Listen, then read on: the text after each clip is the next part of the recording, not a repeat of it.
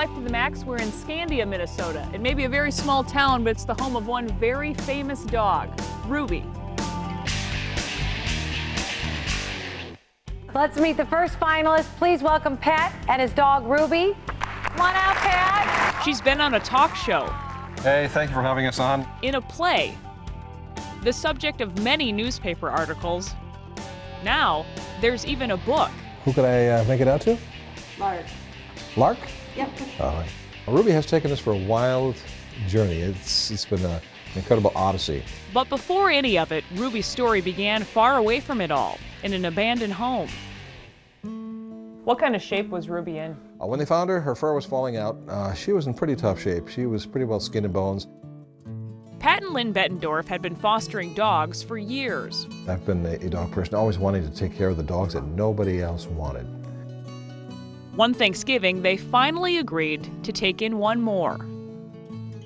They asked us to foster her for one weekend, just one. That was 7 years ago. Were you surprised at her demeanor? Did you think, a pit bull might act a little differently? No. We had one already, and we knew how good he was. And we had been walking her, so we knew how good she was, too. We just really weren't expecting to adopt her.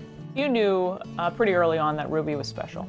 Yes, she had a real infectious, jolly demeanor. That demeanor would bring joy to patients in nursing homes and school kids with her work as a service dog. Her service would get her into the Minnesota Animal Hall of Fame. Soon, they would add another member to the family. They adopted Sadie from China. Now Sadie and Ruby are inseparable. Sadie, what do you like about Ruby? She's my favorite dog, and she loves me, and she kisses me like this all the time. That relationship caught the attention of a famous dog biscuit brand. The Bettendorfs entered this picture in a contest to be on a Milk-Bone box. Out of 100 finalists, Ruby would make it into the top 3, and to Hollywood to be on the Bonnie Hunt show. And she also, oh, the snuggle pop. Now that family memory is on store shelves for other dog lovers to buy.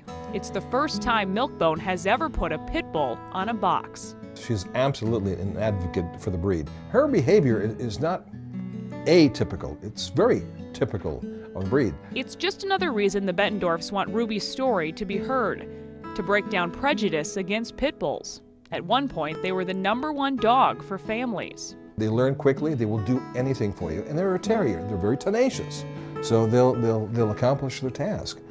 And you can use that for good or for evil. In the middle of all the excitement, Ruby suffered a serious setback. Vets would find a pea-sized mass in her leg. A donation from a dog lover states away would pay for surgery. And so far, she's cancer-free. So she's not just a dog. No, none of them are just dogs. They're all part of our family, and she definitely has a job to do. She takes it seriously. We can see that. Her latest job, a book. Very good, thank you. All righty. They'll be setting off on Ruby's road tour soon, across the Midwest. Here she is flying around the country. She's got limousines and 4-star hotels and chauffeurs and pampered, not spoiled. She still has to have a certain set of behaviors, of course. So much. The book details her journey and her importance to the breed. The pit bull is not for everybody, nor are poodles, nor are Jack Russell Terriers, but it's just a matter of, this end of the leash, being a responsible owner. How important is Ruby to your family? It's very important.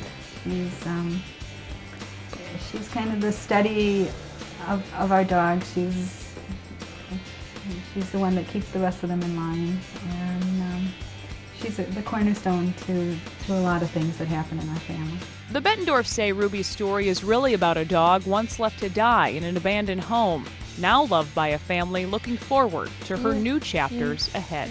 I love Ruby so much.